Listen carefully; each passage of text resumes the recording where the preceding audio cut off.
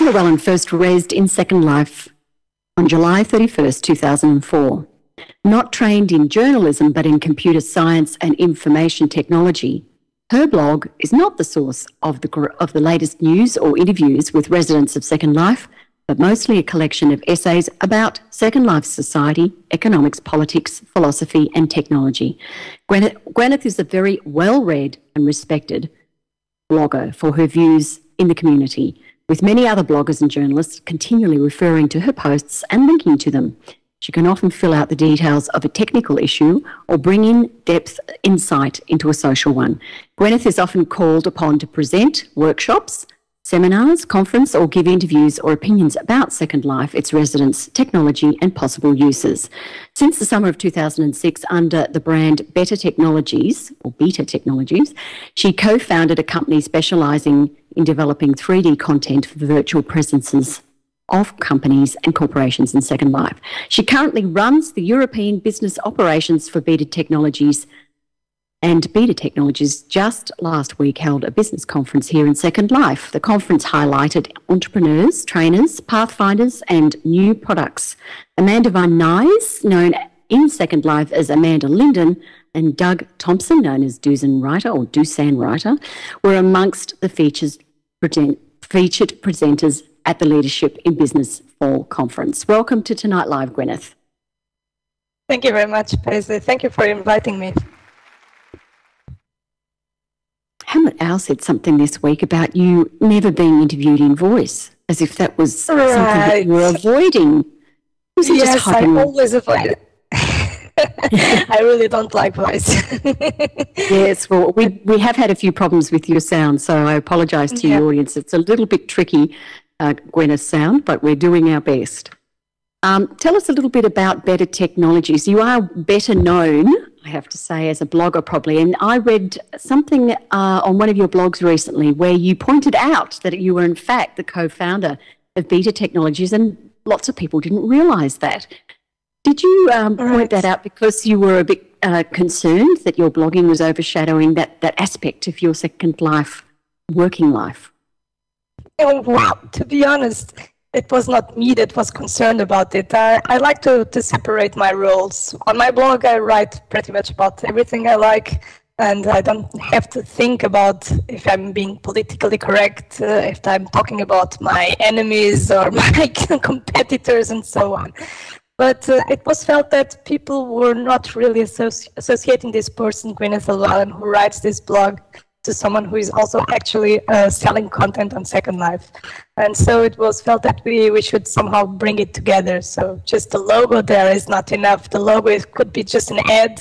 And so very recently, I have changed the format of my blogging a little bit. So technology and economics will go to an official site, to an official blog, and the rest of the stuff, the philosophical things, and things I basically love and like in Second Life, they will stay on my main blog. Well, you have been in Second Life since 2004, so you've seen quite a few changes. What inspires you to write those long postings on your blog? Why do you feel so passionate about letting people know what your perspective is? Well, this came all a bit of chance. It was not really planned, you know. When I started blogging, there were not many blogs about Second Life in 2004. And I thought, I'm taking such a hard time in learning all this. Yes, you called me a geek, but I'm a very slow learner geek. I took 6 months just to figure out how the camera works. Well, so I thought, okay, perhaps something. It says more about Second Life than it does say about you, Gwyneth. Yeah. You and about a couple of thousand other people. Yeah, probably.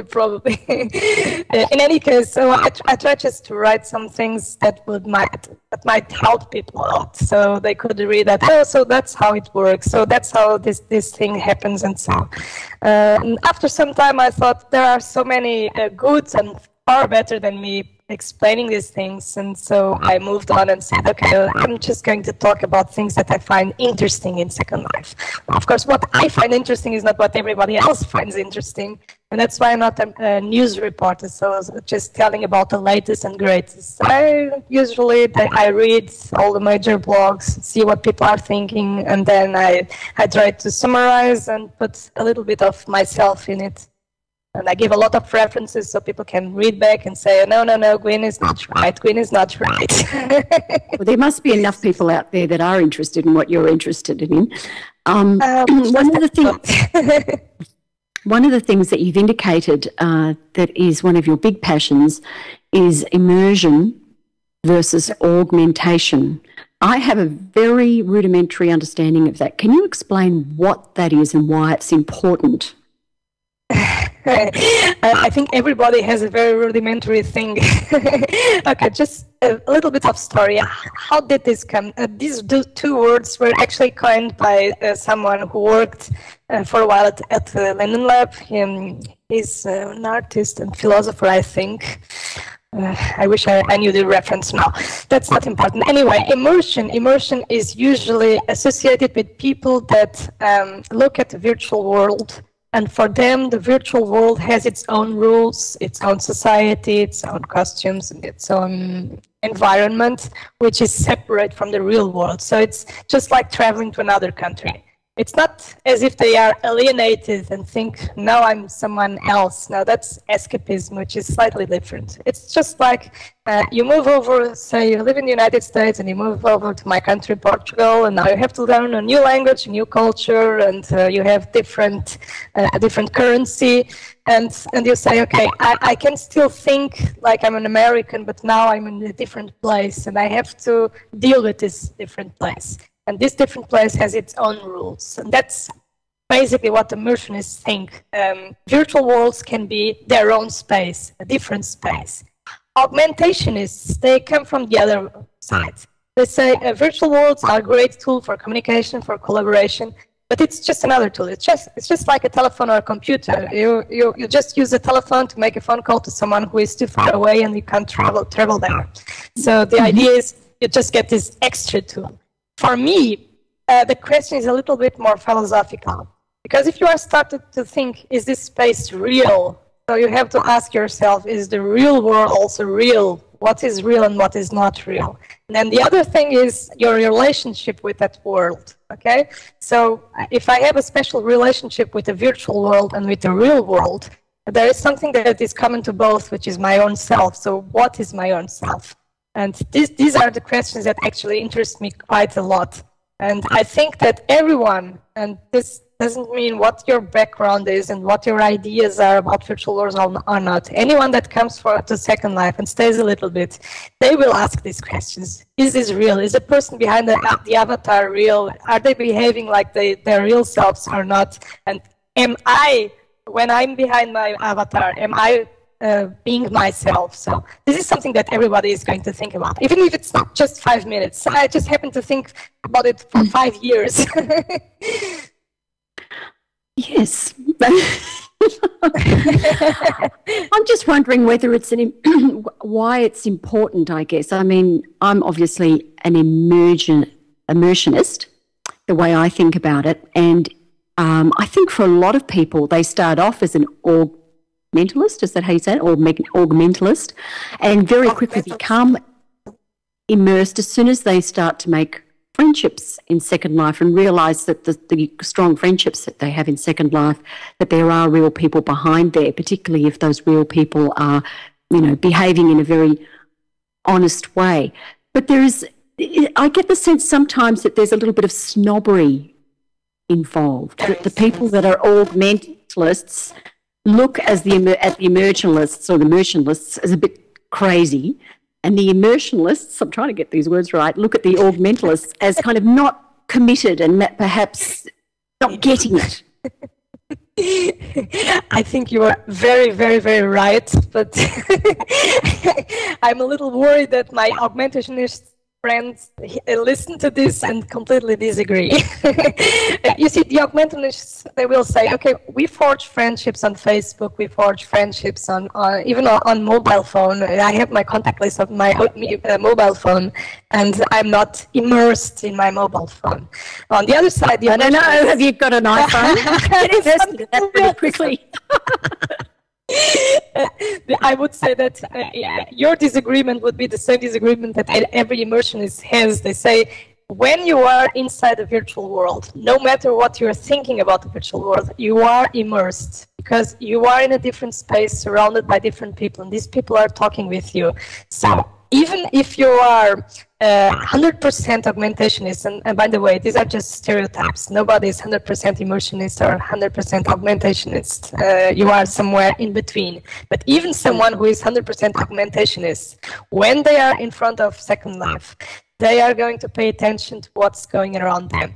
And even if something is happening in the real world, if it's not an accident or something like that, they are not going to be paying so much attention to it. It's the same thing when you are on the phone. When you are on the phone, you are not supposed to be driving. Why? Because you are paying attention to the other person on the phone. So you are immersed in the phone conversation. It sounds to me, when it's as if you think the augmentists are kidding themselves. Well, they have an agenda. Well, they don't want to be seen as some loony gamer. Isn't that what it's all about? That's one thing, and the other thing is I think that they believe that if they can be 100% augmentationists, people will say that Second Life is a serious tool, as serious as a telephone or as serious as email. While if people are saying, no, I'm immersed, I have my friends in Second Life, but they are not real people or something like that, which is the usual argument they bring up. Then they say, okay, these people are strange, I don't want to have anything about them. but then they read books, and when they are reading books or watch movies, they are immersed in the book and immersed in the movie, and for them it's absolutely natural. Yeah, but they're not talking to the people in the movie or in the book and expecting them to talk back, Gwyneth. You're right. Now, with better technology, is it beta technologies or better? Am I saying it? Oh, I don't know. I have a terrible accent, and I know it's supposed to be beta technologies. Yeah. But me and my friends in Portugal, we tend to call it beta technologies, and then this is supposed to be a pun on words for better technologies. Right, okay, so either way. You've been involved in this company for quite a while, and there are quite a few companies around Second Life that are doing this sort of thing, of bringing businesses in and enticing them into Second Life and also helping them set up in Second Life. What makes your business different from the other ones that are around? One thing, well, two or three things I would say. One thing is that we are not a company in one single place. Okay, this is obvious if you are in Second Life because you are used to be in the same virtual space with lots of people from different continents and cultures and so on. But we are actually physically, we have offices in New York and in Lisbon in Portugal. So we are really a multinational company. We also have agents on other countries like in Germany, and we wanted to have someone in London too, but that's a few months away. So we are a little bit. We have the same virtual office. Okay, it's the same place, but people are physically in different places, and they can physically also travel to other places. That's one difference. The most companies are just located on one location. The second thing is that most companies in Second Life who do similar areas of business, they look themselves as software developers. So they are usually an office with 6-7 people around them. And these 6-7 people are probably employees working full-time for the company, and they stay in the same place. We, on the other hand, we are a little more like movie producers or TV producers. We have a core team. The core team does most of the administrative things, so managing people, hiring people, and so on. But we assemble teams depending on what the customer wants. It's just like a movie. So you get one specialist doing this, one specialist doing something different, and the team gets together, does a project, and when the project is finished, the team breaks up, and there's going to be another team for doing the next job. This means that instead of being stuck with 6-7 people, we might work with 20, 30, 40, all of them specialists in their area. and we always will pick the best people for that job. And since they are working just like in a TV show or something like that, just for the duration of that work, they can give really their best to the customer. The customer doesn't really know how we work. They have an account like any regular company, and the only thing is they can see the result of our work. And so we cover a lot of different things, okay? It's not just building things or programming things. We also do video and multimedia, and we have actors to do voiceovers for Machinima and so on. So we really cover a lot of things under our services. And I think the recent... Yes, go ahead, please, sorry. The recent conference that you had here in Second Life, do you have recordings of it? Yes, they should be online.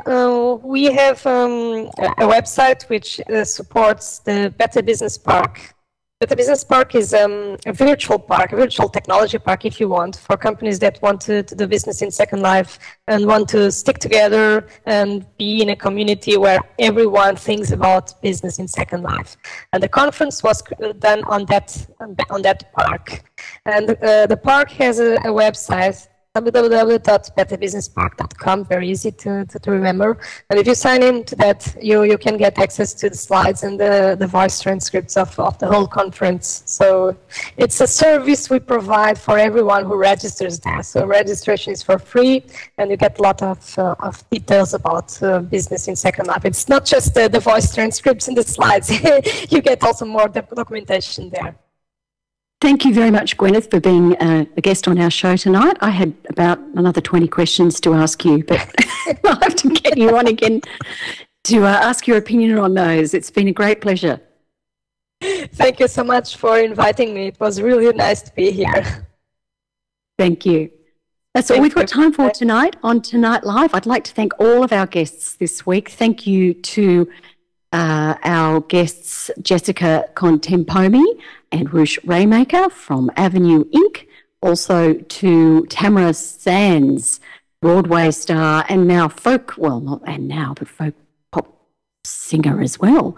And Gwyneth Llewelyn, blogger and CEO of Beta Technologies. If you've got a guest suggestion, please contact us here at Tonight Live through our website. Also, if you visit our studio here at North Point, be sure to click the subscribe-o-matic if you'd like to get some reminders and show notices. Tonight Live is brought to you by BDMM Design, Second Life Architecture and Environmental Design. Fabulous Fashion is on tomorrow at 6 p.m. here at North Point in the Fabulous Fashion Studio with Angie Mornington, where she's interviewing those two wonderful designers from Zagreb, talking about bringing their real-life couture into Second Life. This week, Live and Kickin' will be starring Frog Marlowe and J-Cat Nico, and filming at the oldest club in Second Life, the aptly named Lily Pad, where it all started for Frog Marlowe. I look forward to bringing you Tonight Live again next week at 6 p.m. live in the North Point studios. Good night, everybody.